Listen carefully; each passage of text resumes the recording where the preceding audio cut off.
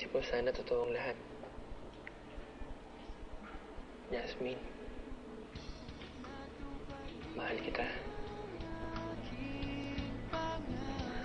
Ang daming beses ko na gusto sabihin, kaso lagi akong natotorpe. Pero ngayon nagpanggap na tayo mag-on, nakikita ko na kung gaano kasaya na makasama ka. Kaya inamin ko na sa'yo na mahal kita, Jasmine. Sorry, Kevin. Hindi ko alam na madadala ka pala sa ginagawa natin.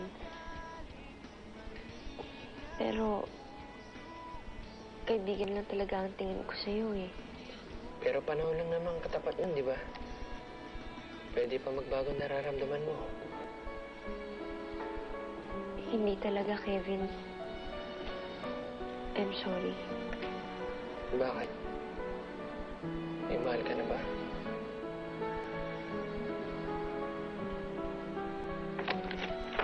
I'm really sorry, Kevin.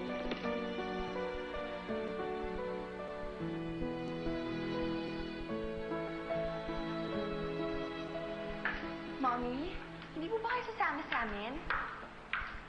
Bakit pa? Hindi naman ako kasali dyan. Mommy, sorry po talaga ha. Kung pwede lang sana na dalawa yung heroes na pagpiliin sa amin. Tungkol po sa inyong dalawa ni Daddy yung essay ko. Well, kung ganun, alam ko na kung sino mas mahal mo sa amin. Even after everything I've done for you.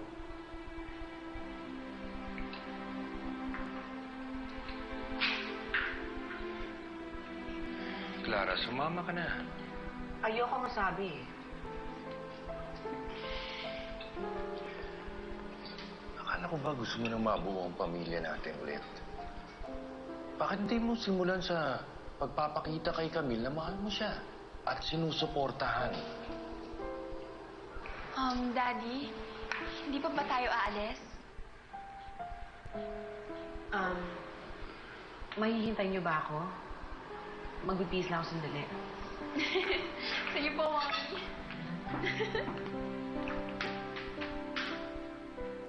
Isang bayani si Daddy. Hindi niya ako binibilhan ng magagandang gamit. Hindi niya rin ako dinadala sa mamahaling lugar. Pero ang binibigay niya sa akin ay mas mahalaga pa sa pinakamamahaling bagay. Yun ay ang kanyang pagmamahal at suporta.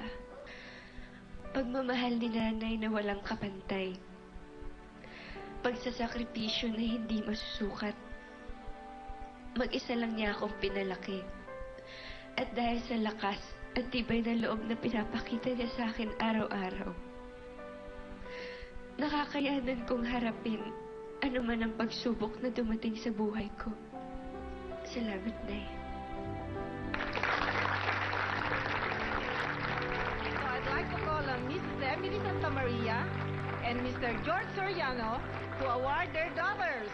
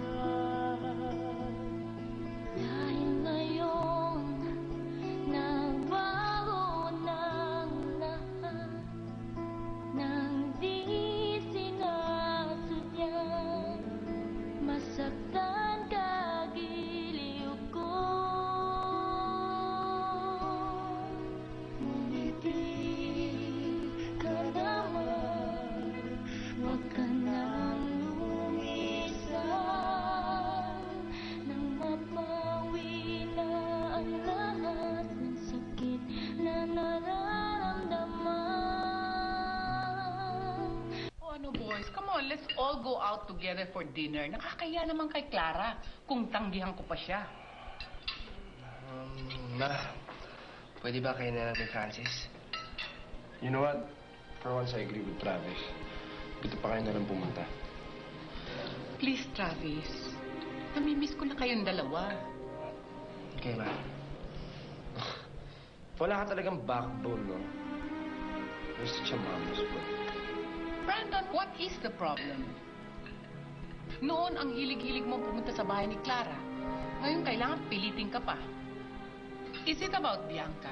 There's nothing between me and Bianca dahil she's nothing to me. Talaga? Kung totoo yan, bakit hindi ka sumama sa dinner? Okay. Fine.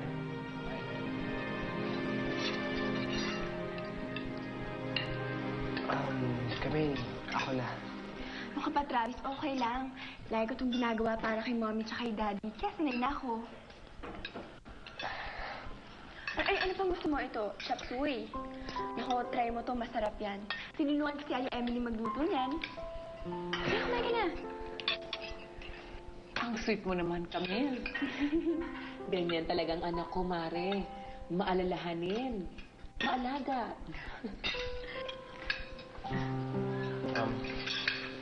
Excuse me. Gayos lang ako.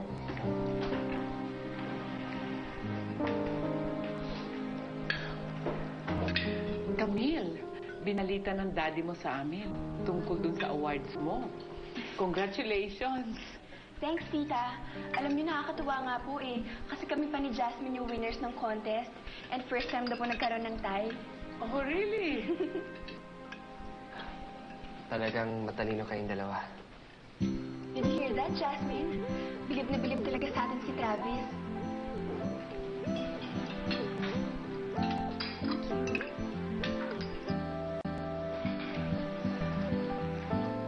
Sige, kumain ka pa. Ano bang gusto mo? Ito. Ayan.